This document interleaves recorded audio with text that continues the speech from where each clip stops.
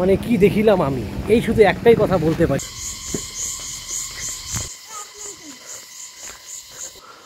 ওই যে রেইনবোটা দেখাচ্ছে যে জলের। নমস্কার বন্ধুরা, তাহলে মেঘালয় ভ্রমণের আরও একটি ভিডিওতে আপনাদের স্বাগত জানাই। আজকে আমাদের মেঘালয় ভ্রমণের তৃতীয় দিন, আর আপনারা জানেন আমরা অলরেডি চেরাপুঞ্জিতে চলে এসেছি। চলুন তাহলে আজকে চেরাপুঞ্জির কোথায় কোথায় যাওয়া যায় একবার ঘুরে দেখি। এই ভিডিওটা দেখার আগে যারা আমার চ্যানেলটা এখনও সাবস্ক্রাইব করেননি, প্লিজ আপনারা আমার চ্যানেলটা সাবস্ক্রাইব করে রাখুন ভিডিওগুলোকে সবার আগে দেখার জন্য। তাহলে যারা আমার আগের ভিডিওটা দেখেছেন তারা তো অলরেডি দেখে নিয়েছেন যে আমরা চেরাপুঞ্জিতে ঘুম থেকে উঠে সেই হোমস্টের বাইরের পরিবেশটা, সমস্ত জায়গাগুলো ঘুরে ঘুরে দেখলাম এবং ফিরে এসে রেডি হয়ে বেরিয়ে পড়লাম আজকের দিনের প্রথম স্পটের উদ্দেশ্যে। আমরা চলে এসেছি নকালিকাই ওয়াটারফলসে। আপনারা জানেন যে মেঘালয়ের যতগুলো, শুধু মেঘালয় নয়, ভারতবর্ষের মধ্যে যতগুলো সবচেয়ে উঁচু জলপ্রপাত রয়েছে তার মধ্যে একটি হলো এই নকালিকাই জলপ্রপাত। এটির উচ্চতা প্রায় 1120 ফিট, যেটা আপনারা যদি মিটারে বলতে চান 340 মিটার। আর হ্যাঁ, এই যে নামকরণটা রয়েছে নকালিকাই, এর অর্থ হচ্ছে কালিকায়ের লাভ। আর আরেকটা কথা যেটা আপনাদের না বললে অনেকটাই অপূর্ণ থেকে যাবে, মেঘালয় যারা ভ্রমণ করতে আসে একটি মেঘমুক্ত দিনে এই নকালিকাই জলপ্রপাতটা দেখার যে আলাদা সৌন্দর্য রয়েছে না, সেটার আপনারা কাছে না থেকে দেখলে বুঝতে পারবেন। অনেকেই হয়তো এই জায়গায় আসে কিন্তু মেঘে ঢাকা থাকে জন্য সেই জায়গাটা আপনারা দেখতে পান না, কিন্তু এই জলপ্রপাতটার অসাধারণ সৌন্দর্য রয়েছে। আর এর মধ্যে রয়েছে এসব অঞ্চলের সমৃদ্ধ সাংস্কৃতিক ঐতিহ্য এবং নানা রকম এই আদিবাসী গল্প রয়েছে, যার জন্য এই পর্যটন স্থলটা অন্যতম সেরা গন্তব্য। তাহলে বন্ধুরা, যে কথাটা বলছিলাম যে এখানে যে একটা উপজাতীয় গল্প আছে যে কালিকাই নামক একটি মেয়ের লাভ দিয়ে আত্মহত্যা করার থেকে এই জায়গাটার নাম হয়েছিল নকালিকাই। এবার আমরা জানতে চাই যে সেই কালিকাই নামক মেয়েটা কেন সে এখান থেকে লাভ দিয়ে আত্মহত্যা করেছিল, সেটাও তো জানা দরকার। মানে কি দেখিলাম আমি, এই শুধু একটাই কথা বলতে পারি আর কি, যে এমন জায়গায় আসার পর সত্যি আমরা এক কথা স্পিচলেস হয়ে গেছি, কিছু বলার মতো কোনো ভাষা নেই। তবে আমরা আরেকটা অ্যাঙ্গেলে যাচ্ছি, ওই অ্যাঙ্গেল থেকে ফলসটা কেমন লাগে সেটা একটু দেখতে যাচ্ছি। তাহলে এই অ্যাঙ্গেল থেকে এই ফলসের অপরূপ সৌন্দর্যটা দেখার পর আমরা সেই কালিকাইয়ের গল্পটায় ফিরে আসি। আসলে এই ফলসের পাশের একটা গ্রামের একটা কালিকাই নামে মেয়ে ছিল। তার স্বামী মারা যাওয়ার জন্য তার একটা ছোট্ট মেয়েকে দেখভাল করার জন্য সে আবার বিয়ে করে। কিন্তু বিয়ের পরে যখন তার স্বামী দেখে তার স্বামীর চেয়ে তার মেয়েকে অতিরিক্ত ভালোবাসে, তখন সেটা তার স্বামী সহ্য করতে না পেরে সেই তার মেয়েকে মেরে তার যে কালিকাইকে খাইয়ে দেয়। তারপর কালিকাই যখন জানতে পারে যে সে তার মেয়ের মাংস সে ভক্ষণ করেছে, তখন সে প্রবল আত্মগ্লানিতে সেই ওই জলপ্রপাতের উপর থেকে সে লাফ দিয়ে সে আত্মহত্যা করে। তারপর থেকে এই জায়গাটার নাম হয়ে যায় নকালিকাই ওয়াটারফলস। নকালিকাইয়ের অপরূপ সৌন্দর্য উপভোগ করার পর আমরা সেখান থেকে বেরিয়ে যাচ্ছি। এরপরে আমাদের গন্তব্য হলো আরোয়া কেভ। এটা খুব কাছাকাছি স্পট, তো আমাদের যেতে খুব বেশি একটা সময় লাগেনি, তো আমরা খুব অল্প সময়ের মধ্যে সেখানে চলে এসেছি। চলুন তাহলে আমরা এবার আরও একটি মেঘালয়ের খুব সুন্দর একটি দর্শনীয় স্থান আরোয়া কেভটা একবার দেখে নিই। আর পাশাপাশি এই চারপাশের প্রকৃতিটাও, আর প্রকৃতির যে নিজস্ব শব্দ সেটাকেও একবার উপভোগ করি।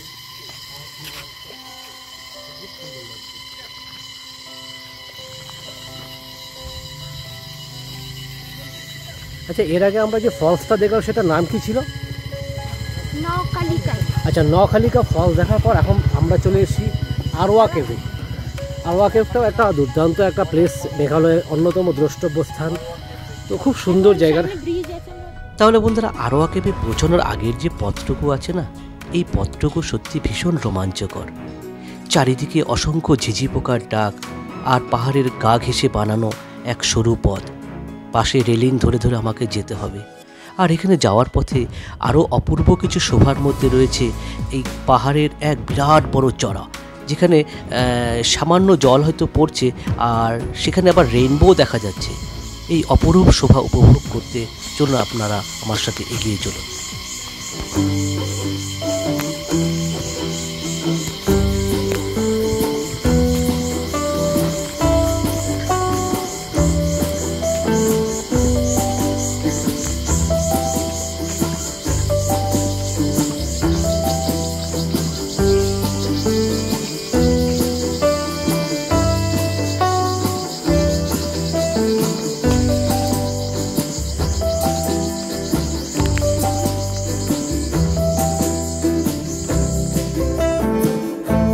এই দেখুন বন্ধুরা, তাহলে আপনারা দেখতে পাচ্ছেন বাদিকটা একদম পাহাড়ের চড়াইয়ের উপরে উঠে গেল, আর ডান দিকে যে রেলিংয়ের পারে এটা কিন্তু একদম খাড়া নেমে গেছে। অর্থাৎ রেলিংটা দিয়ে দেওয়ার মানে হচ্ছে আমরা যাওয়ার সময় কখনো যাতে আমরা পা হড়কে ডান দিকে না পড়ে যাই, তাহলে কিন্তু আমরা একদম পাহাড়ের নিচে পড়ে যাব। তো এই পাহাড়ের গা ঘেঁষে বানানো এই পথটুকু অসাধারণ একদম। আর এই দেখুন না, গাছপালায় ভর্তি নিচে। আপনি যদি একবার এখান থেকে গলে যান তাহলে আপনাকে খুঁজে পাওয়া কিন্তু খুবই দুষ্কর। তো দেখতে দেখতে আমরা আরও একটা খুব সুন্দর ভিউ পয়েন্টের কাছাকাছি চলে এলাম। তো আরোয়া কেভে পৌঁছানোর আগে এই জায়গাটা তো অপূর্ব, আপনারা চলুন একবার গেলে বুঝতে পারবেন কেন।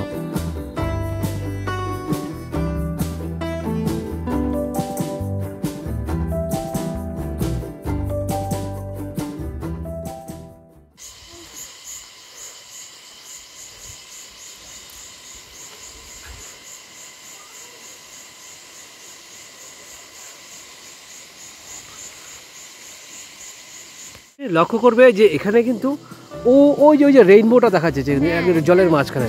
আমি একটু জুম করে দেখাচ্ছি জায়গাটা, বোঝা যাচ্ছে রেইনবোটা ঠিক। হ্যাঁ, রেইনবোটা বাজছে।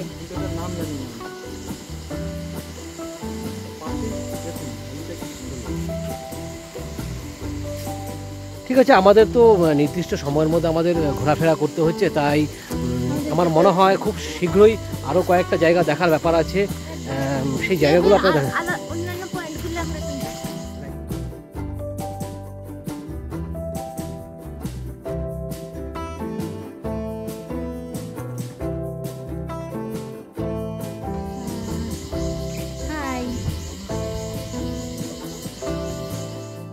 মন তো চাইছিল এখানে আরও কিছুটা সময় কাটাতে, কিন্তু ওই যে বললাম যে সুন্দর একটি দিনের আলো থাকাকালীন আমাদের প্রায় আজকের দিনে সমস্ত স্পটগুলোকে ভিজিট করতে হবে, তাই এখানে অল্প একটু সময় কাটিয়ে আমাদেরকে এগিয়ে যেতে হচ্ছে আরোয়া কেভের দিকে, কারণ সেটাই তো মেন জায়গা আজকের জন্য। তো চলুন তাহলে আমরা এই সুন্দর পাহাড়ি পথ ধরে, ওই যে যেটা বললাম একধারে পাহাড় আর একধারে খাড়াই, এই পাহাড়ি ঘেঁষে বানানো পথ দিয়ে এগিয়ে চলি। দেখি ওনাদেরকে একটু জিজ্ঞেস করে যে আর কতটা দূর আমাদের যেতে হবে। কিতনে দূর হ্যাঁ? 3 মিনিট। তবে আমরা যাই বলি না কেন, এই বছরের এই ছুটির দিনগুলোতে যদি আপনি পাহাড়ে ঘুরতে না যান না, তাহলে এই যে দৈনিক যে আপনার 10টা 5টা অফিসের বা আপনার কর্মের যে একটা একঘেয়েমি ক্লান্তি, তার কাজের প্রেশার, এগুলোতে আপনি পুরোপুরি ডুবে যান। দেখতে পাচ্ছেন যে এই সুউচ্চ, যদিও সিঁড়ির ধাপ করা আছে, তাও ঠিক কতটা কষ্ট হচ্ছে। আমরা মোটামুটি মুভমেন্ট দেখি কিছুটা অন্তত আন্দাজ পাচ্ছি। আর আরেকটা কথা, প্রায় আধ ঘন্টা হয়ে গেল আমরা হাঁটছি। আমি বুঝতে পারছি না যে আমাদেরকে ঠিক কতটা দূর যেতে হবে সেই আরোয়া কেভ দেখতে।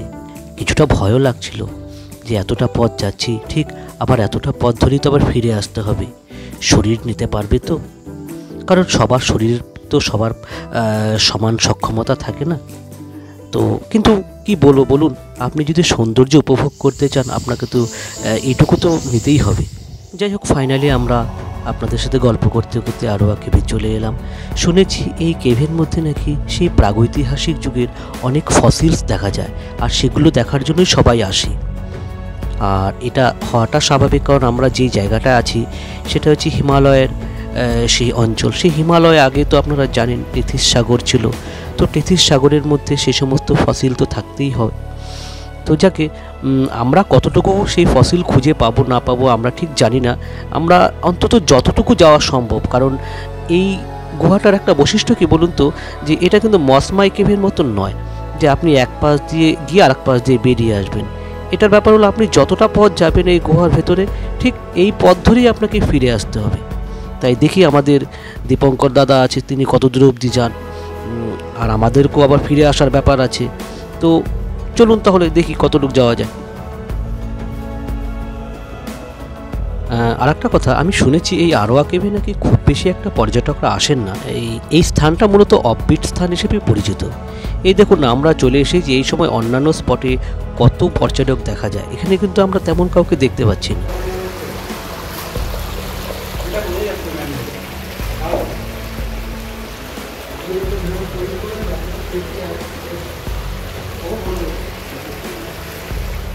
যাই হোক, খুব সুন্দর। আমরা একটা শেষ প্রান্তের দিকে মনে হয় চলে এসেছি, কিন্তু এই অন্ধকার আমাদের ফসিল খুঁজে বের করাটা খুব কষ্টকর। যাকে আমাদের তো এখানেই ডেড এন্ড, আর আমরা আর এগোবো না, এখান থেকে আমাদের ফিরে যেতে হবে। চলুন, অনেকটা পথ অনেকটা হেঁটে চলে এসেছি, এখন আবার সেই পুরনো স্থানে ফিরে যাওয়ার পালা। তাহলে এবার আমরা এই পয়েন্টটা দেখার পর আমরা আরও একটি নতুন জায়গার উদ্দেশ্যে রওনা দিচ্ছি। তো আমাদের বিপুদা বলতে পড়বে এরপরে কোথায় নিয়ে যাচ্ছে আমাদেরকে। আচ্ছা, এই জায়গাটার নাম তো আমি জানি, আপনাদের বলে দিয়েছি, আরওয়া কেভ। ফাইনালি আমরা আরওয়া কেভ দেখে আমরা বেরিয়ে যাচ্ছি।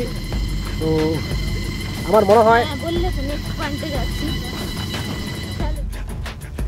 তাহলে আরওয়া কেভ দেখার পর আমরা আরও একটি অসাধারণ স্পট, মানে মেঘালয়ের যেই জায়গাটায় অনেকেই যায় না বা হয়তো তাদেরকে সেই খোঁজ থাকে না, তার কিছু ঝলক আপনাদেরকে দেখিয়ে দিচ্ছি।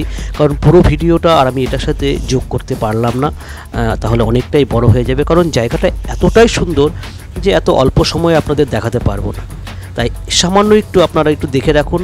খুব শীঘ্রই আমাদের ওই ভিডিওটা প্রায় তৈরি হয়ে গেছে, খুব অল্প সময়ের মধ্যে আপনাদের সামনে সেই ভিডিওটা নিয়ে আসছি।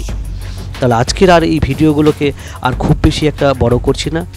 আপনারা ভালো থাকবেন, সুস্থ থাকবেন, আর আমাদের সাথে থাকবেন। যদি ভিডিওগুলো ভালো লাগে অবশ্যই লাইক করে দেবেন, আর বন্ধুবান্ধবদের সাথে শেয়ারও করবেন। তাহলে এই ভিডিওটা আজকে এখানেই রাখছি বন্ধুরা, টাটা। দেখা হচ্ছে পরবর্তী ভিডিওতে, পরবর্তী স্পটের ডে 3-তে।